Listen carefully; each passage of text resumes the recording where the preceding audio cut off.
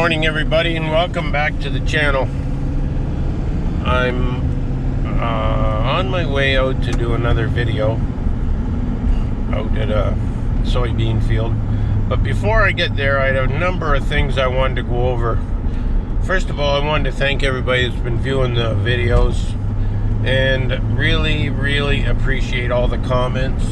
And this video we're doing today is a result of one of the comments that we've got. I actually got an email, and if you want to send me an email, we have an email address which is soybeanman@jacksonseedservice.com, and then I can respond to you. If you send a comment in the YouTube, I really don't have your address to send you a reply.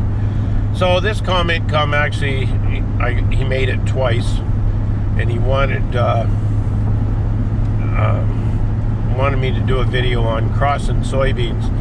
And the more I thought about it, the more, and actually the last video we put up about harvesting wheat, where Wesley said he's learning a lot more out on the farm than he was learning in school. And I said, hey, better pull your socks up there, teachers. And I got thinking about that, and I got thinking, you know, what we've been doing here on the channel is, and maybe people won't like this, but I have actually been doing quite a series on educating everybody. Like, we've been out to the Butlers and met Chrome the bull. We've been out to Sid and Emily's farm, and we've met the ram. His name was just a minute, Remy the ram. We're out to Evan Lambert's the chicken video, and a lot of people watched that. I'm still not sure whether the chicken come first or the egg. We never got that figured out. But and where else have we been? Oh, we did a real good video on the crossing of corn. So continuing my sex education videos, we're going out to do a video on crossing soybeans. And I'm sure there's a lot of people out there who have no idea how you cross a soybean. You know, we talked about crossing, and we talked about it at Neil Craven's too. He went over some of his breeding program with the bulls that he has. I think he's got a couple of bulls there. Anyway, that's what I'm doing this morning. And the other thing I wanted to talk about is our videos in general. We've had a lot of really good requests, and I have to get these videos now because of the pandemic. I have to discuss it with my health team, and I got a no on doing a video on the cucumbers because there's too many people there. I got a suggestion this morning to do one on tobacco harvest. I got a no on that one. I wanted to do a video on the blueberries. I got a no on that one. So you're gonna find most of the videos that we put up, and we're not gonna put up as many because I just can't get permission to do them. It's gonna be more one-on-one because this pandemic is coming back here with a vengeance in Kent County. Our numbers went up by 40 on the weekend, and I think on Tuesday they went up by 7. And anyway,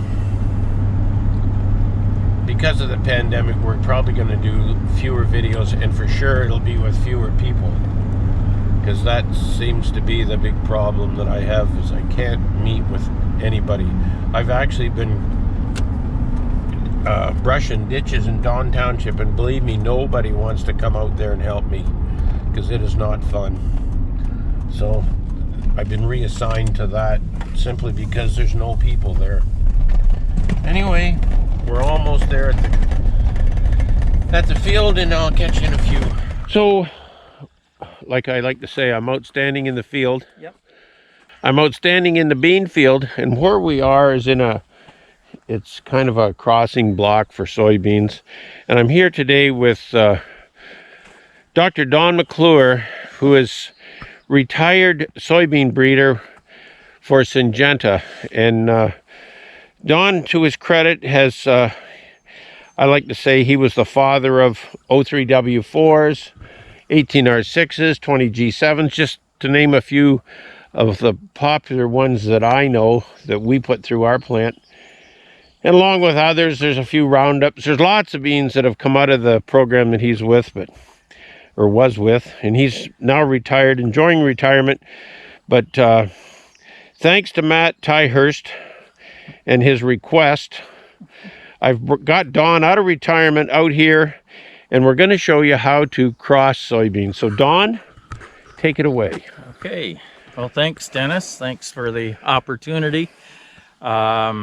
Yeah, this will be interesting because I haven't done this for a while, but I am quite familiar with how to do this. So what we're doing here, we're in a typical soybean crossing block, the way it's set up, with male and female parents here.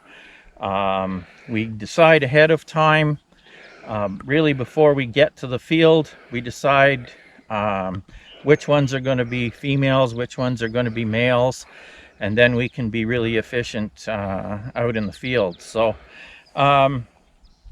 typically, soybean crossing is very difficult, I would say. Some people are way better at it than others, and I'm just average, no better than average. But soybeans are a challenge to cross because they're a legume plant, and because they're part of the legume family, they have what's called as a perfect flower. And what that means is that it has male and female parts inside that flower.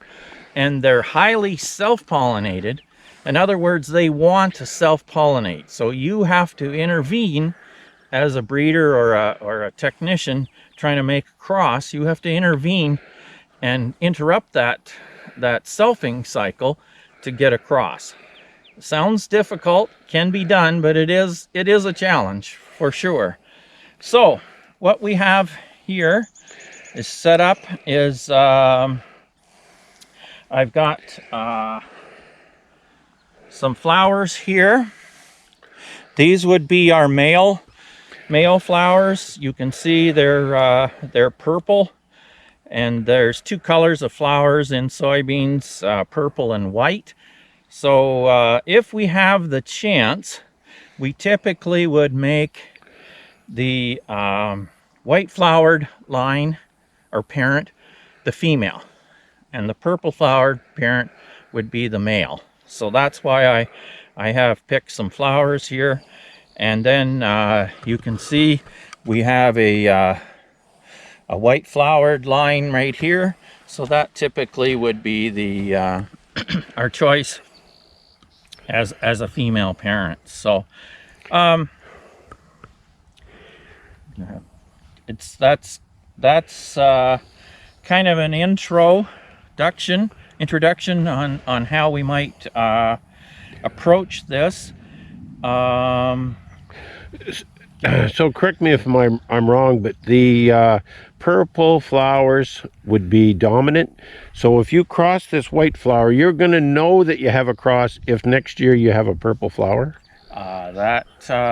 No, you're partially correct. You're right.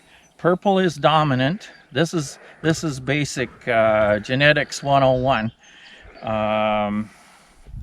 Purple is dominant to white. So the reason we would typically make the female the white, choose it as the white with white flowers for the cross, is that we cross purple onto white, and then we look at the F1, which is the next generation. And if there's any white flowers in there, that's a self, which we don't want. Okay. If it's a purple flower, that means we have a cross. Okay. So that's how we do it, and that's kind of old school. Like, that's how we used to do it when we had just conventional varieties. With the new science and technology with molecular markers, we don't need to worry about that. We can sort that out very quickly with markers. So. Yep.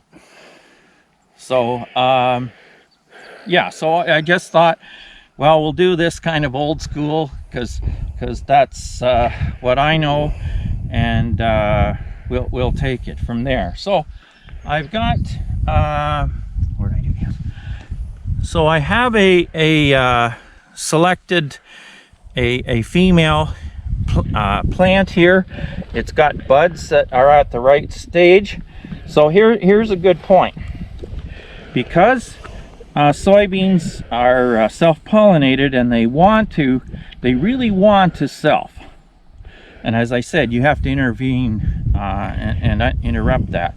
But the good thing is that in the soybean flower, the male parts mature a few days later than the female part. So you've got a small window of 2 to 3 days where you can actually make a cross on it before the pollen is ready within the flower. And if the flower has merged like these ones where you can see the colors, you're too late. Okay. So as a female plant, you have to get the right buds that are just about ready to pop open, but before they've popped open. So essentially, you're trying to catch this soybean when it's in heat. That's. I'm more of a beef breeder than a soybean breeder. Well, that is one way to describe it. Yes, yes, and yeah, and you want to be the first bull in the line. Yep. Okay. Well, if we'll show you how the mechanics of how this is done. So I would select purple flower like this, and you have to just very carefully dissect the flower, because as I said, when the flower is out like this one is, then there should be pollen here. And so you carefully pull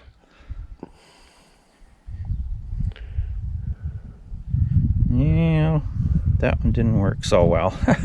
You carefully pull out the male parts or the anthers. Let me try another one.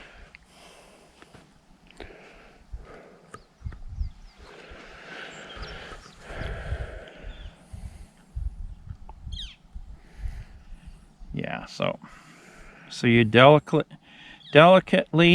and you have to have good eyes. So I always say that this is a young person's game, because old what eyes. Are we doing out here, Don? Yeah, exactly. So if you can zoom in on that, Dennis, this is what we want. So there should be pollen there. Those anthers that are in this flower, came from this flower, should be ready to shed pollen. So I've prepared a female here, and it would be this right here. You can see a little yellow ring.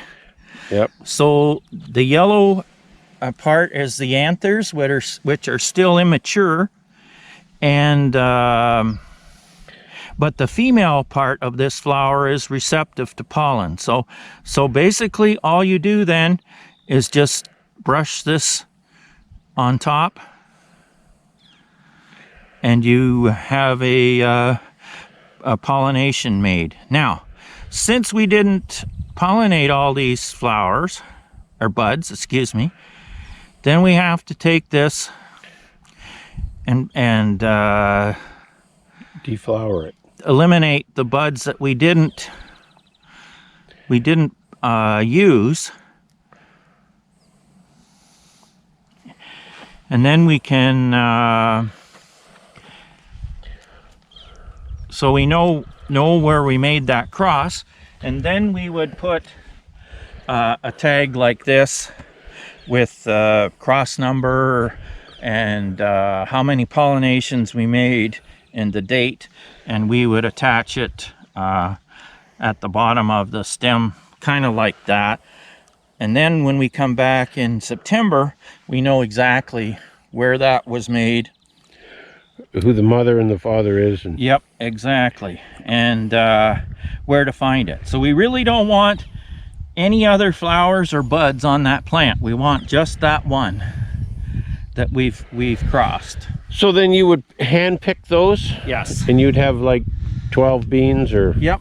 Yep, a few seeds. and then you take those few seeds, and then where do you take them?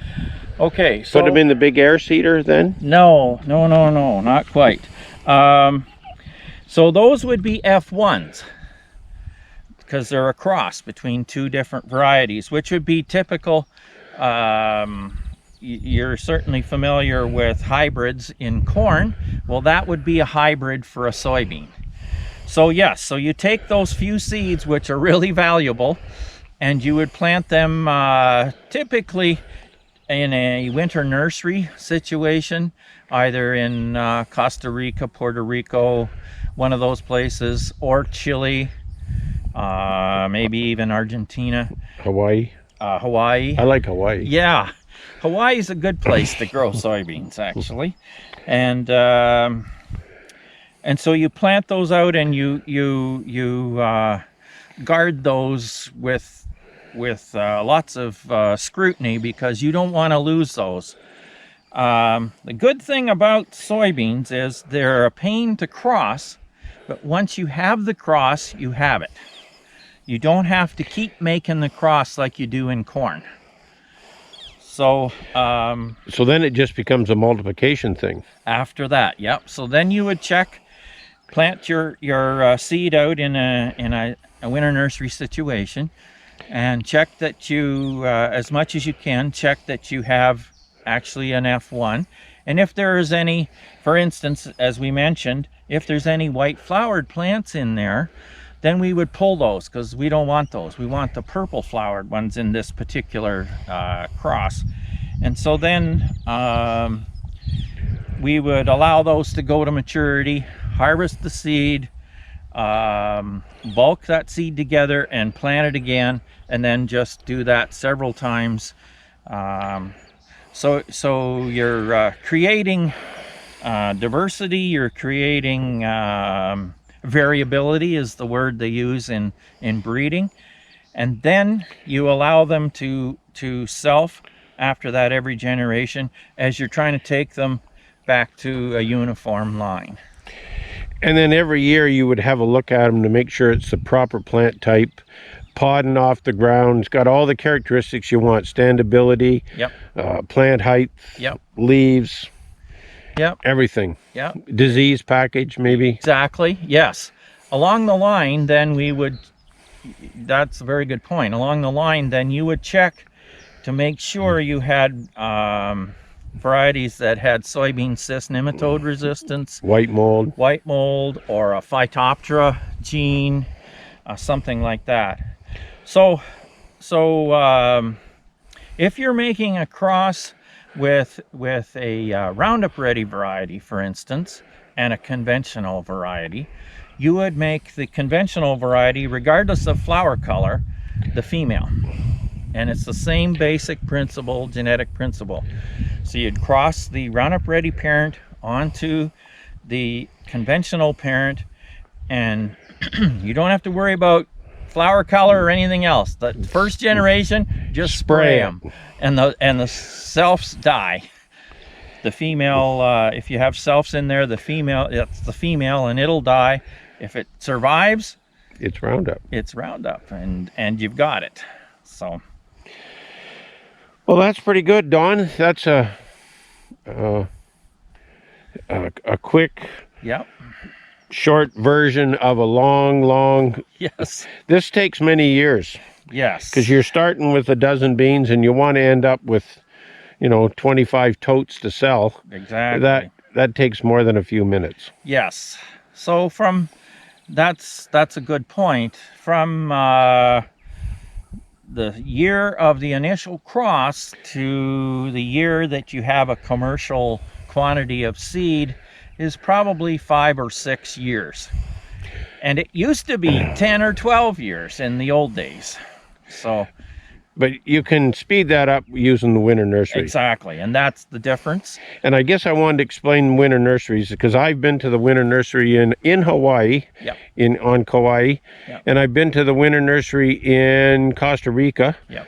And what that does, that gives you 2 more generations. Absolutely. So that saves you, every year it saves you 2 years. Exactly. So you grow it twice in Costa Rica, bring it back, throw it in the ground, send it back to Costa Rica, Yep. and in 2 years you've done 6 years. Yes, absolutely. So And that all started really to be commonplace when Roundup Ready first came out in 1990, well, the mid-90s, because soybeans then became a lot more valuable to seed companies, and so then that's how they would, and it was always a big rush to get a variety to the marketplace, so that was a way to do it. who's going to be first? Exactly, and the first one there should, you know, reap the benefits.